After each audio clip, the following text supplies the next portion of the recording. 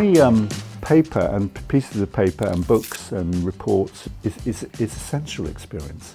They allow the manipulation of 3D space in the immediate vicinity, around your hands and your desk in front of your site, whereas the digital allows navigation in virtual space. But that can also be tempting you to navigate continuously.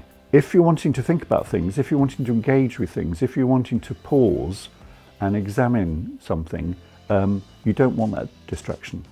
And one of the ways you can avoid that distraction is by not starting with the digital. And that can lead you away from the need to consolidate your thinking. And consolidation can be expressed by, say, I've now printed all the things I need to read, I have them on my desk, and you can express your understanding and interaction with them by moving them from one point of the desk to another, and express that through the notes you make and the scribbles you make. When you're marking up a text, you're marking and expressing how your mind's thinking. You're not necessarily marking ideas. You're not saying your thoughts. You might make some thoughts on it.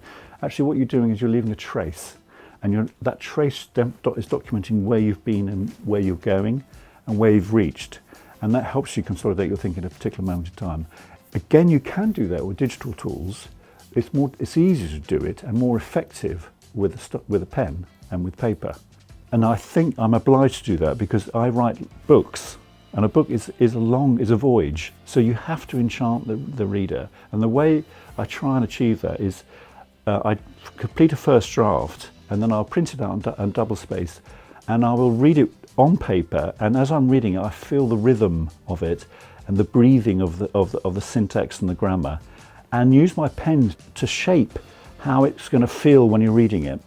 And I can tell when my colleagues haven't done that, when they have not used paper to polish.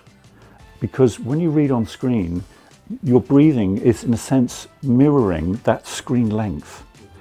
So you can hold your breath from the top of the paragraph to the bottom. You hold your breath for reading a web page, which is just a few lines, and you get to the end. Whereas when you're reading a book or reading an article, your breathing and your thinking is longer, and it has a different prosody, if you like, a different rhythm. And to get that rhythm right, to get that binding of thought with enchantment of word, you need to polish it by experiencing how that reading is going to be done, namely with paper. As an undergraduate, I wasn't really sure what I wanted to do, but I found when I was doing my PhD that studying work made me think about how you might make workplaces different, how you might design workplaces. So that's not normally what sociology and anthropology were interested in. And as it happened, I then got, my first research job was looking at air traffic controllers. And there, that we were hired to do a study of how air traffic controllers developed their expertise and what implications it had for technology, for the computer systems at London Airport. The bulk of air traffic control is between airports, and between airports, en route air traffic control is called, they have to use paper alongside the computers. And the basic reason they do that is because computers will fail, and paper won't fail.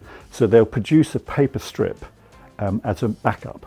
But it turns out that paper strips let you do things much more quickly and much more easily than you can do on a computer screen.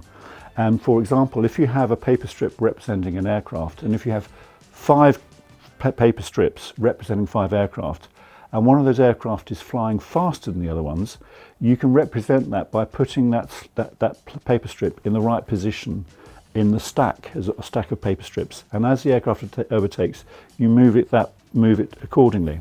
And so the arrangement of paper strips can reflect the arrangement of aircraft in the airspace. Now, in theory, you can do that with a mouse, with a touch-sensitive screen, but actually it's much slower, it's much more difficult, and there's various reasons to do with ergonomics and touch-sensitive screens, which means that paper is much more flexible and useful as a way of representing the air traffic movements. And since then, my research has continued in that space, balanced towards the design of new computing, but always concerned with the artifacts of the workplace, not just paper, but the spaces in which people work, how they share those spaces, how they learn to become companionable in the art of intellectual endeavour.